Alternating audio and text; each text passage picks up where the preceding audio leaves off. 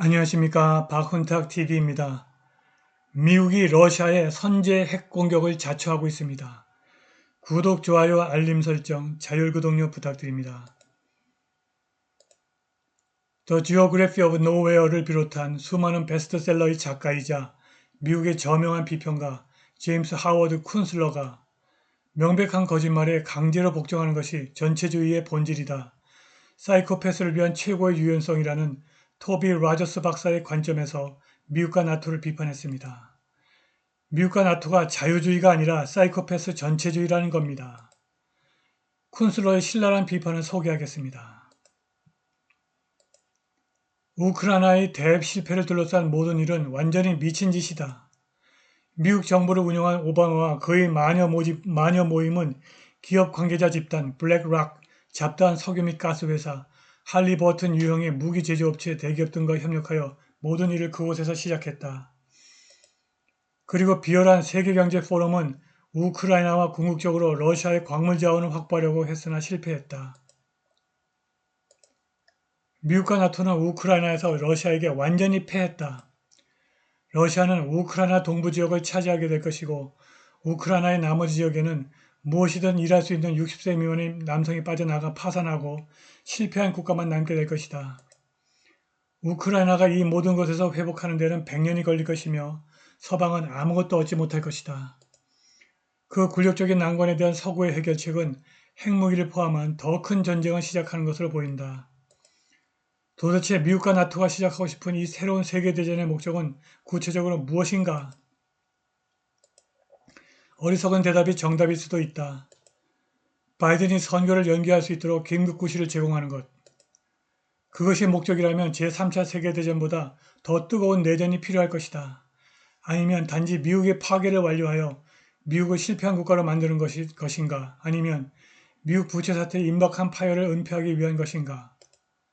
이 모든 것을 보장하기 위해 미국과 나토는 지난주 스위스의 5성급 리조트에서 가짜 평화회의를 열었다.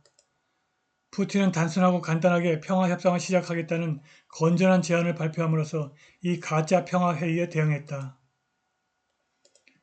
푸틴은 첫째, 러시아 연방에 합류한 돈바스 영토에서 우크라이나 군대를 철수하고 둘째, 우크라이나가 나토에 가입하지 않는다는 데 동의하면 우크라이나에 평화가 올 것이라고 말했고 미국과 나토는 불특정한 이유로 이를 즉각 거부했다. 미국 부통령 카말라 해리스가 스위스의 평화로운 환희에 대해 열광하는 동안 바이든은 배우 조지 클루니, 줄리아 로버츠 및 지미 키멜 등이 출연하는 할리우드의 훨씬 더 중요한 유명인 모금 행사에 참석했다. 그들은 독재자 트럼프로부터 우리의 민주주의를 구한다는 명분으로 뭉친 지정학적 갈등에 대한 공인된 전문가들이다. CIA가 후원하는 위장작전에 더 이상 속지 않는 미국인이 모든 여론조사에서 확연히 증가하고 있다. 결국 제3차 세계대전이 이에 대한 유일한 답일 수도 있다. 여기서 중요한 것은 핵전쟁 억제의 유일한 근거 즉 상호 확증 파괴, Mutually Assured Destruction의 실제 작동 여부입니다. 일부 학자들은 억제를 위한 무기 시스템이 만들어지지 않았기 때문에 핵 억제가 논란의 여지가 있다고 주장합니다. 그러나 플로리다 해안에서 약 25마일 떨어진 대서양에서 핵 잠수함을 포함한 러시아 함대의 최근 훈련은 핵전쟁 억제를 위해서 매우 좋은 소식입니다. 이는 러시아의 조기 경보 시스템에 대한 두 번에 걸친 우크라이나의 공격에 대한 대응으로 나온 것으로 보입니다. 미국 행정부가 공개적으로 우려한다고 말한 것은 미국이 대가를 치러야 할 지옥이 있다는 것을 의미하고 이것은 핵전쟁 억제를 위해서 대단히 좋은 소식입니다. 그러나 최근 Journal of Conflict Resolution에 실린 논문 Deliberate Nuclear Forced Use in an Era of Asymmetry, A Game Theoretical Approach에 따르면 두 가지 특정한 조건에서 고의적인 핵 선제 사용은 얼마든지 가능합니다. 첫 번째 조건은 피해 제한과 안전한 2차 공격 능력의 비대칭성이고 두 번째 조건은 재래식 전쟁의 비대칭성입니다. 전자는 적의 선제 핵 공격을 받은 후 핵 보복을 할 수 있는 전략 폭격기와 ICBM 능력의 비대칭을 의미합니다.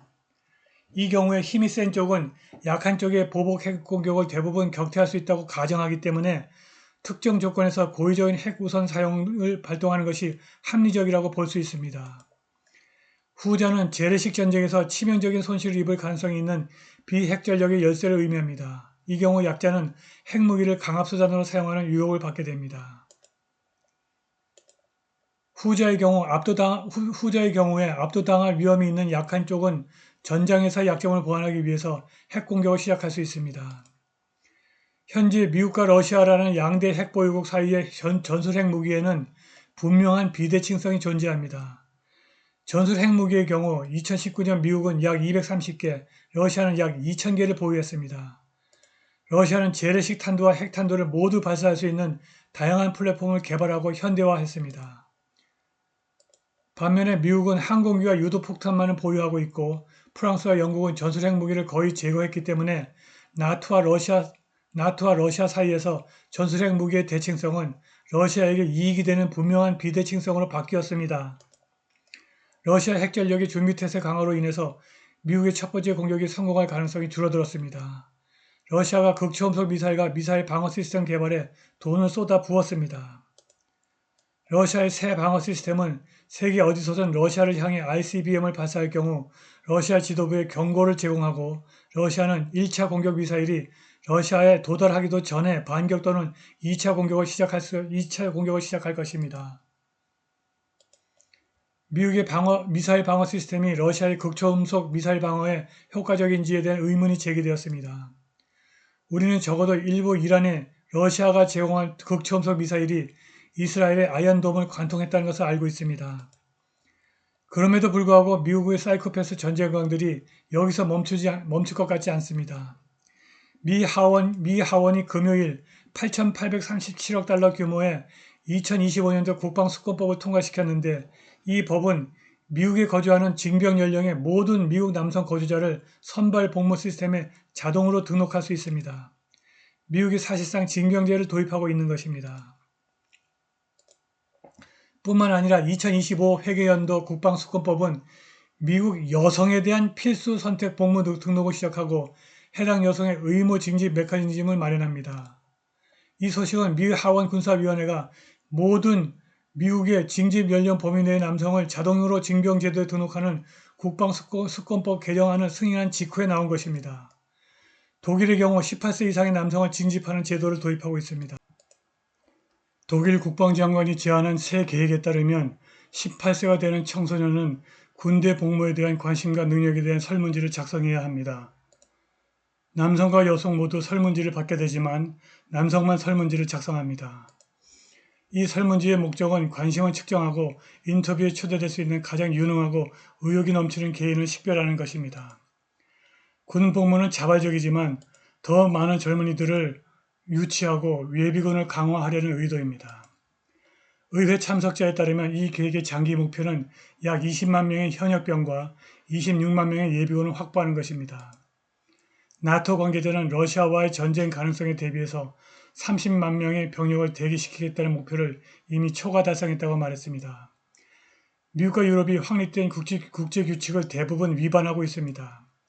역사에서 한 가지 알 수 있는 것은 규칙에 기초한 질서가 무너지면 파괴적인 전쟁이 뒤따른다는 것입니다. 러시아인의 약 60%는 향후 5에서 10년 안에 제3차 세계대전이 시작될 수 있다고 예측하고 있는 것으로 나타났습니다. 러시아가 훨씬 더 많은 병력을 동원할 수 있는 미국과 나토의 재래전 공격을 받으면 핵 보복 능력이 떨어지는 미국과 유럽을 불시에 핵으로 선제 공격할 수 있습니다. 오늘 방송은 여기까지입니다. 감사합니다.